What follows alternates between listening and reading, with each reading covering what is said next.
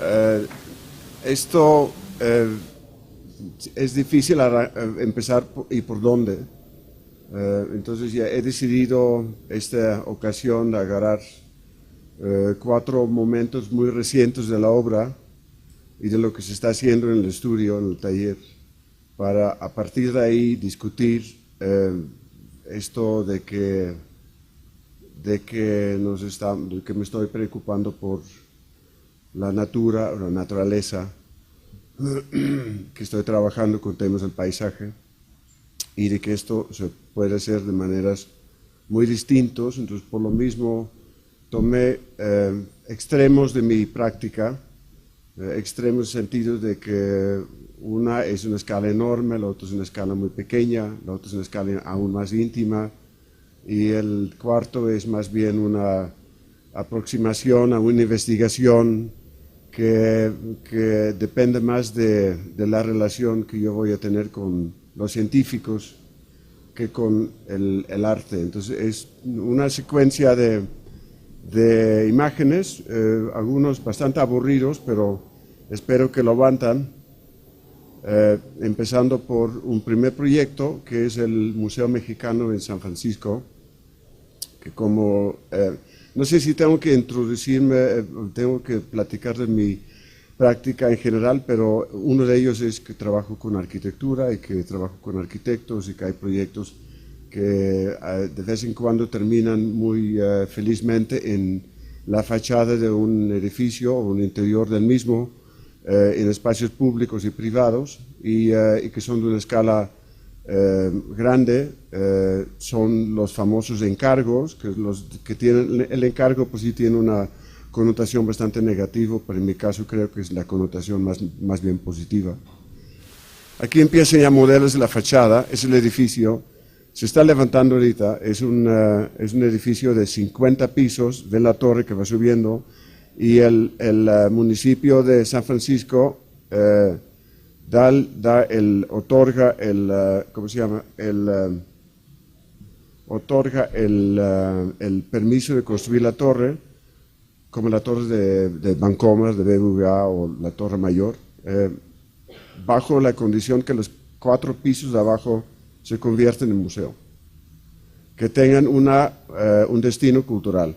A la vuelta está el Museo de Arte Contemporáneo de San Francisco, que apenas está con una extensión nueva, remodelada, que es extraordinario. De aquí del lado izquierdo está el Museo Judío, enfrente hay una catedral muy importante, enfrente está el Hierbabuena Park, que es también un centro cultural. Y aquí se ve un poco ya el dibujo sobre la fachada.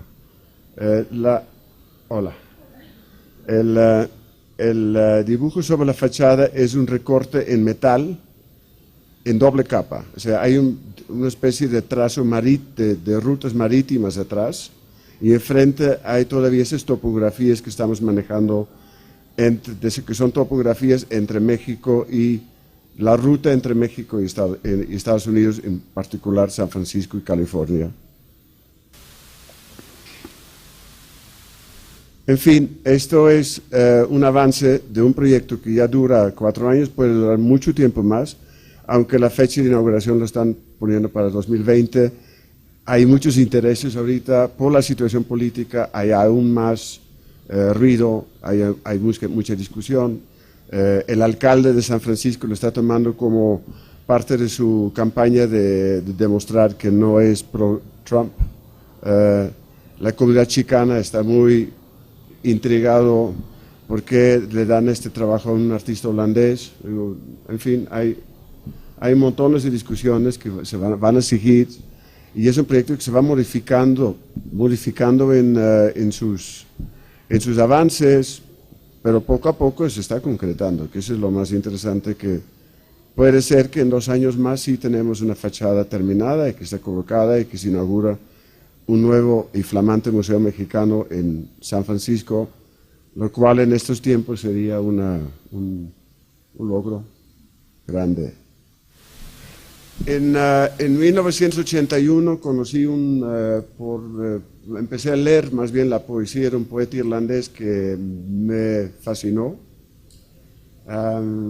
en 1992, en 82, decidí hacer una serie de gráficas sobre un poema suyo. En 1983 me atreví a mandarle los grabados.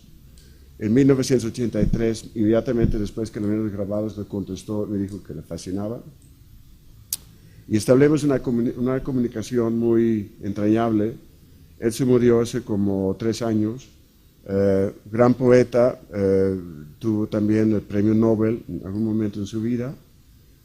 Y la amistad y la relación se convirtió en un trabajo conjunto, en cotorreo, en relaciones muy amistosas, en una relación muy amistosa, en borracheros en Oaxaca y en Dublín, en eventos muy interesantes en relación, ¿cómo se llama?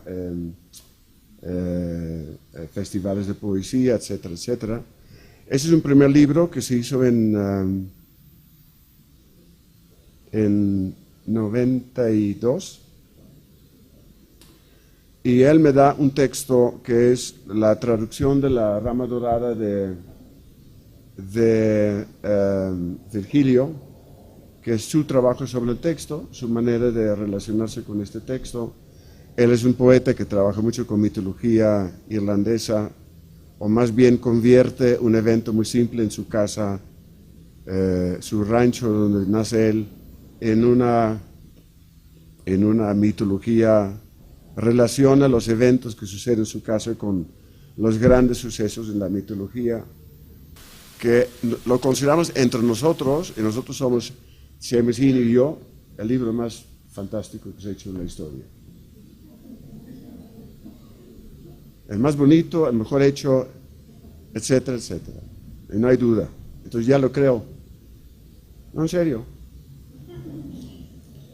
Es el primero. Entonces después de esto decidimos ya, años después, hacer este, que es en 2000.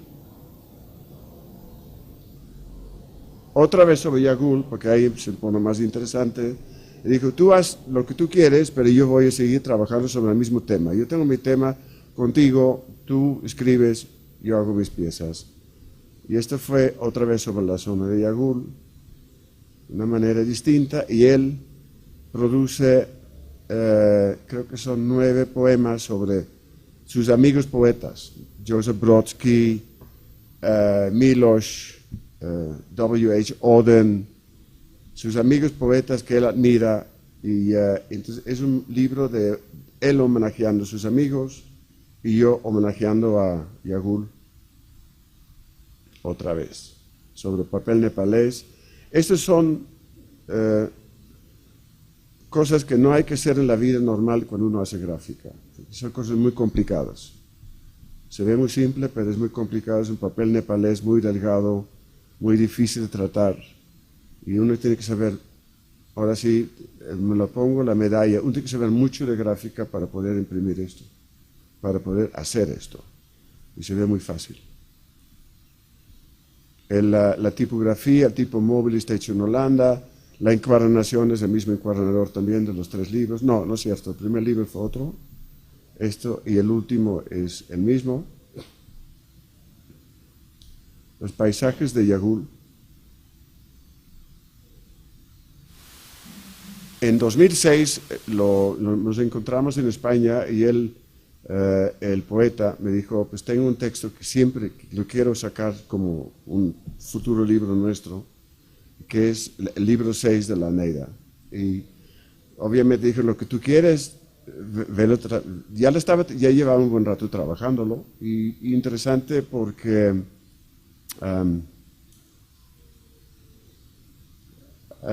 había una casi necesidad de él de tener que sacar este libro, o tener este texto publicado primero en edición limitada, y lo que pasa con los grandes poetas luego lo sacan en edición popular, con su editor, que en su caso es Faber & Faber. Y dije, bueno, ponte a trabajar, y él se puso a trabajar, yo me puse a trabajar, hicimos correspondencia, nos vimos una vez, más, sí. Y hubo una relación de trabajo bien, hasta que en el 2012, 12, se empezó a estancar, y él dijo, no, yo no estoy contento con el texto, no sé qué va a pasar, no sé cómo va a estar esto. Y poco a poco se fue como apagando el proyecto, lo cual sucede de vez en cuando, sucede muchas veces, by the way, y ya no hay nada, y en 2013 se muere él. Hablé con la viuda, cancelamos el proyecto, él había dicho a su mujer, no estoy contento con el texto, hay fallas, en fin, se canceló, y en el 2016, no, estoy mal, 2015, yo estaba en Londres por un trabajo. Y estaba en un hotel y en la mañana me había bajado a desayunar. Había visto un letrero que decía Seamus Heaney Library. Me pareció muy extraño ver su nombre y ver una biblioteca dedicada a él. Y resulta que en el hotel tenían una pequeña biblioteca como de piezas muy precisas y tenían muchas primeras ediciones de Heaney. Y resulta que era su hotel, él siempre se quedaba ahí. Yo no sabía. Él siempre se quedaba ahí porque el dueño era un amigo suyo, un hotel en Bloomsbury. Bloomsbury es el distrito donde están los editores, está British Museum, está todo este mundo de la literatura.